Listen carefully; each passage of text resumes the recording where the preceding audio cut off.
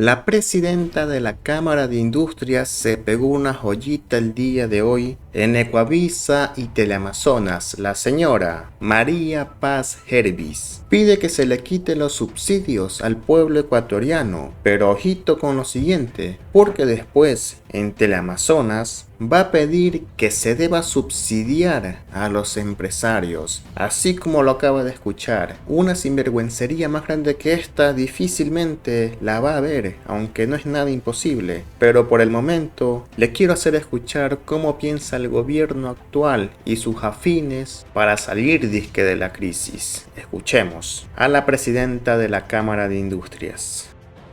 La primera, y que creo que no podemos renunciar a esta discusión desde la perspectiva responsable, cívica y ética, son los subsidios. Los subsidios mal contados le arrojan al país, le cuestan al país, más bien dicho, 2.700 millones de dólares.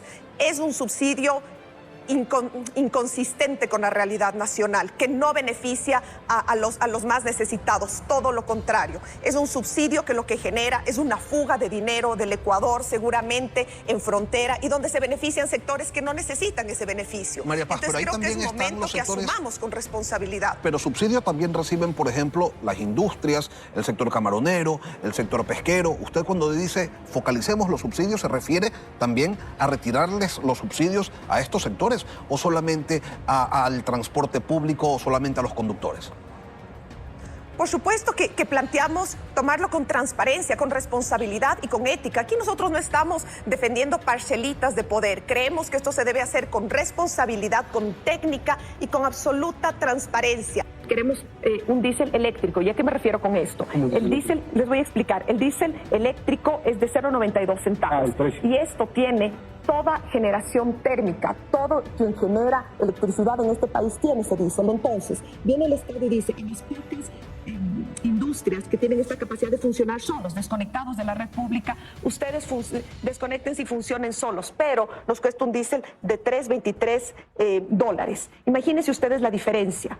Entonces, si esto nosotros vemos a la escala de cuánto se consume al día, estamos hablando de millones. Mi pregunta es, ¿por qué las industrias, además de toda la pérdida, pueden asumir el costo de la que... Por otra parte, Zaida Rovira, ministra de Inclusión Económica y Social, desenmascara a Guillermo Lasso en un tema tan delicado donde el expresidente Lasso incluso lloró, y esas mentiras, como muchos ya sospechaban, eran lágrimas de cocodrilo. Según la ministra de Inclusión Social, nunca bajó la tasa de desnutrición infantil. Veamos. Este momento es imposible que yo dé fe de los resultados que supuestamente tuvo el gobierno anterior respecto de la desnutrición crónica infantil. No solo eso, usted pone en duda que se haya reducido en los puntos que se dijo. Sí, por supuesto, yo lo pongo en duda. ¿Y sobre qué base? Sobre la base de que no se ha realizado todavía la encuesta específica para determinarlo. Entonces, ¿cómo puede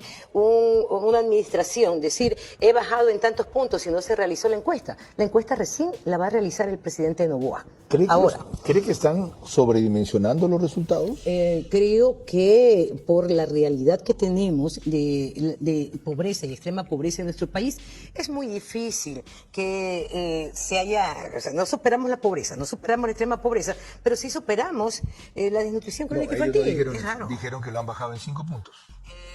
Bueno, lo que nos informaron y lo que nos dijeron durante todo ese tiempo era que se había bajado al 21%, cosa que es bastante Mientras compleja. estaba en cuánto. Sí. El indicador. El indicador en total sigue siendo 20.1%, pero que se había bajado en un total casi la desnutrición crónica infantil. Pero ahora, Carlos, lo importante de todo es tener los mecanismos para medición. Si no se hace la encuesta, ¿cómo podemos? Yo no puedo dar fe de algo que no... Ellos revelaron los indicadores en función de los cuales detectaban que los parámetros daban para esa estimación, y en verdad no procedía todavía una encuesta. Para que se haga la encuesta tienen que pasar un par de años, por lo menos, de probar los resultados y el efecto del programa.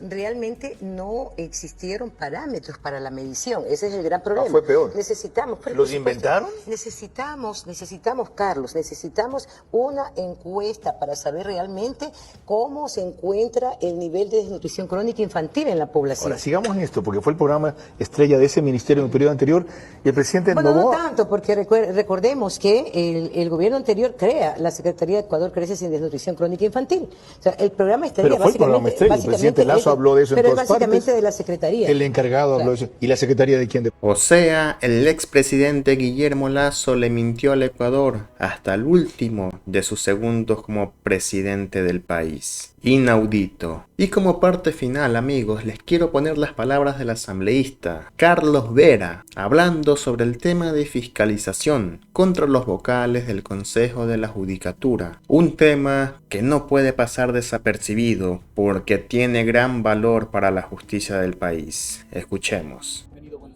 Muy buenos días, un abrazo a toda la ciudadanía del Ecuador y gracias a este medio que nos da la oportunidad de poder difundir el procedimiento de fiscalización y legislación que estamos haciendo dentro de esta, la nueva asamblea.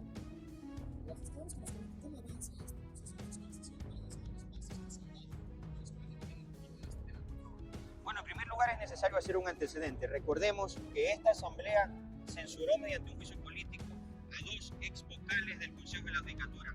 Frente a esa realidad, la ciudadanía y esta asamblea como órgano de fiscalización generó mucha expectativa sobre el actual Consejo de la Judicatura, que es un consejo de suplentes, ya que asumieron la principalía, ausencia de los principales. Bajo ese acontecimiento, mediante el proceso de fiscalización, nos hemos dado cuenta de algunos acontecimientos que no se ajustan a lo eficaz, eficiente y a lo transparente que debe darse por esta importante entidad del Estado que de alguna u otra manera tiene una injerencia directa a la Administración de Justicia. Es así que hemos requerido varios elementos de información y nos llaman la atención algunos procedimientos que este Consejo de la Judicatura ha hecho sin normar esos procedimientos. Por ejemplo, hemos requerido que se nos informe cómo se designan y eligen directores provinciales por este Consejo de la Judicatura. Pedimos información a principios de este mes, nos pidieron una prórroga para poder contestar y el día de ayer nos damos cuenta por la red X del propio Consejo de la Judicatura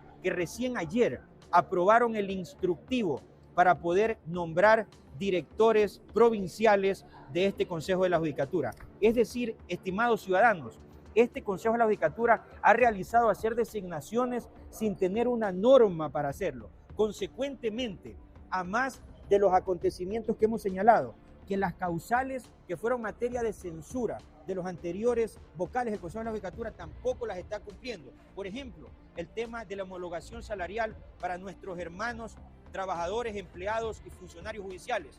De igual manera, la reconstrucción del Palacio de Justicia para Manabí. Esas fueron causales materias de censura del anterior Consejo. Sin embargo, este Consejo de la Judicatura tampoco nos da respuesta a aquello. Pero elementos que evidentemente no tienen sustento para hacer designaciones, son realmente escandalosos. De igual manera, estamos ilustrándonos y hemos pedido información al propio Consejo de la Judicatura porque nos ha llegado la información de que ciertos vocales en algunas provincias tienen interés directo y consecuentemente frente a esos intereses en provincias determinadas, por ejemplo en la provincia de Manabí, una de las vocales tiene un interés directo respecto a alguien que tiene un grado de afinidad con ella. Consecuentemente, de ser así, también estaría incurriendo en un tráfico de influencias. Consecuentemente, pueblo ecuatoriano, señores vocales del Consejo de la Judicatura, no olviden que esta asamblea y la ciudadanía tiene sobre todo sobre ustedes mucha expectativa. Consecuentemente, los procedimientos que realicen tienen que ser transparentes y sobre todo normados, no a última hora, aventurados y consecuentemente con una transparencia que no está adecuada para la ciudadanía ecuatoriana. Entonces estaríamos nuevamente en esa de que el Consejo de la Judicatura es necesario que exista o es necesario que una vez se lo elimine. Nuestra bancada siempre ha manifestado que este Consejo de la Judicatura, que el Consejo de la Judicatura no debe existir, que es un ente que no debe existir. Sin embargo, frente a la actual regulación, en donde tiene una vida jurídica y una existencia como órgano del Estado, tiene que brindarle a la ciudadanía transparencia, honestidad, eficiencia y eficacia. No olvidemos que la justicia tiene real responsabilidad también sobre la inseguridad que vi en nuestro país. Consecuentemente, el Consejo de la Judicatura tiene que dar muestras de aquello, sin olvidar que hace 2 días la Fiscalía realizó allanamientos a exfuncionarios de la Judicatura sobre un concurso de jueces nacionales.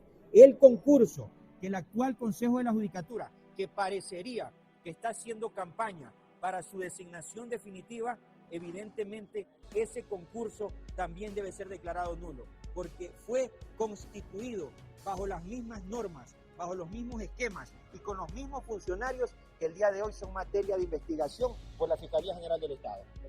Gracias a ustedes. Y bueno, ecuatorianos, de momento eso fue todo. Nos estamos viendo en un siguiente video. Saludos.